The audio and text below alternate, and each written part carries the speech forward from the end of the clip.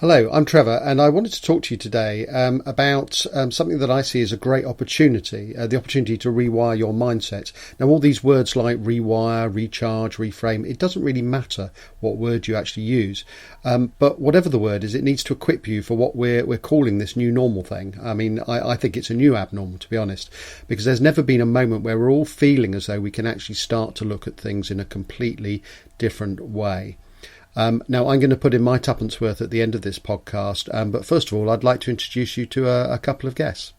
I'm joined by Paul Cork. He's the leadership architect and creator of the Mindset Equation. He's got a book out at the moment called Reframe Your Mindset, and is also just launching the Mindset Journal. How can people get started on their sort of mindset journey? Everybody knows that this is a kind of unique opportunity, if you like, to rewire the way they're sort of thinking about things. But a lot of people might be a little bit frightened. You know, they don't like the idea of opening up the engine on their mind very much, and perhaps a little bit scared about where to start. What can you do in terms of telling them about where to kick off?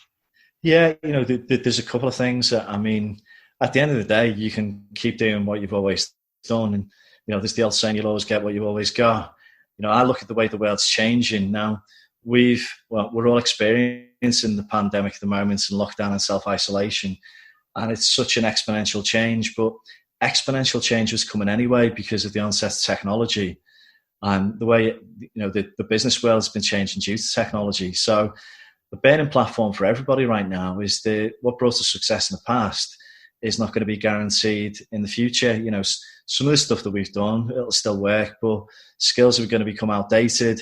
But the one thing that we can take control of and we can change if we choose to is our mindset. So, the title's quite apt really, because when I actually wrote the book, I had no idea there was a pandemic coming. I had no idea we were going to be in self-isolation or lockdown. So the title itself, Reframe Your Mindset, is just so apt right now. Because of the changes that are going on in the world, it's a massive opportunity to do exactly that. I'm a massive believer that if you want to change behaviour, you need to change the thinking behind the behaviour. If you're talking about things that we can do on a daily basis, then absolutely, that waking up in the morning just with the positive in mind, so you get out of bed, you can either snooze the alarm clock or you can get up and crack on with the day. You can open the curtains and go, it's raining. You could say it's going to be a miserable day. You could go, well, I'm going to make the most of today. That attitude towards the day and things that you can do at the start of the day will help frame your mindset for the rest of the day. And one of the tools and tips I say to use is imagine that when you're the best version of yourself, you're playing from a 10. So if you wake up in the morning and ask yourself, how do you feel? Do you feel like you can play from a 10? All being well, you should be able to do that for the rest of the day. There'll be challenges, so you might drop to an 8 at some point, but how do you get back to a 10? Or if you wake up in the morning and you don't feel too well, then maybe you can only be the best possible 8 that day that you can be, but you try and be the best possible 8 for the rest of the day. So there are little tips, tools and techniques that you can use on a daily basis. So there you have it. If you can't be a 10 every day, then be the best possible 8 you can be. That was Paul Cork, author of Reframe Your Mindset. He's a coach at 1080 like I am. Also at 1080 is Michael Moran, who's the CEO, and he's an acknowledged expert on career development. So I started by asking him whether caution rather than creation in terms of rewiring your mindset would be at the front of people's minds as they start the journey back into work.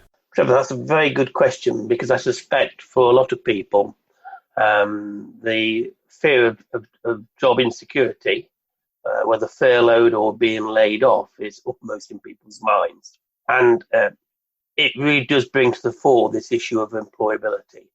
And what do I mean by employability? Well, that's about having the skills, the knowledge, the expertise that the marketplace wants to buy. Now, more than any time ever, is the time to think about what are the skills, the knowledge, the expertise I need to make sure I'm employable. And so I'm going to make the case that investing in those skills, that knowledge, is critical. And I always this time refer to the Canadian ice hockey star Wayne Gretzky, who by all accounts was the definitive ice hockey player. And when asked by the Sky Sports commentator, sort of, Wayne, what is the secret of your success? He uttered the famous words of, I skated to where the puck is going. I skated to where the puck is going. And therefore, what I'm saying in terms of career development, that you need to be thinking very carefully about the investments you need to make in order to ensure you have those employability skills. Okay, so if one accepts for the moment that that you're returning to work, and that you appreciate that this is a great chance to develop these skills, to chase the puck, as you say, how do you then begin to change that kind of good, positive thought into some sort of reality? What sort of steps should someone take? Well, as I always say, there's a degree of risk to what I'm suggesting in strategy, because you've got to make some decisions as to what are the skills, knowledge, expertise that's going to be in demand. And my stock answer to that is, that's the significance of spending time with your network and getting market intelligence. So understanding, I suppose, inside the business, what business strategy is, what are the skills required. Externally, in terms of the competitors, what are they doing? What are the things that are likely to be in demand? And from a wider perspective. And one of the things I suspect the lockdown has given us, I don't know how many people were using Zoom, for example, prior to lockdown, but I'm pretty certain we're all now pretty conversant with this type of technology. Well, that was Michael Moran of 1080. Here's my take on it all, something I recorded a few days ago. There's three ways you can take advantage of this. Number one is to move from caution to creation. You will be tempted in the coming weeks to go back to the old comfortable ways of working, and I urge you to think twice and resist that temptation by yourself and with colleagues. I think it would be a great idea to just look at absolutely everything that you do and take the opportunity, much in the way that any entrepreneur would, to actually turn a particular problem into a question. How can we do this better? That's the first thing. The second thing is to move from big changes to small changes. Now, this may sound paradoxical. We've had a lot of big change, but the problem with big change that's going on around us at the moment is that there's very little of it that we can control. So we don't need to worry about any of that. Instead, look at all the small things that you can do to start with, at least. The way that you work, every little humdrum activity that you undertake, whether it's interesting to you or not, then just look at that and think about ways that you could improve that. And all those small changes that you undertake can actually be improved, and that can make a big change, or at least put you in the best possible position for handling big change when it comes along. The third thing I'd say is how to move your business ideas into reality. Now, we see this in entrepreneurial circles, but it actually happens within businesses as well. And you can think like an entrepreneur in doing that. And I would say the key elements of this are that you write it down to start with, or record it in some way, and you just look every day and see, what am I doing to move towards these goals? So write it down to start with. The second thing is to take ownership and responsibility, whether it's just you or whether you're working in a team. Take on that responsibility. Be proactive. Don't leave it to other people.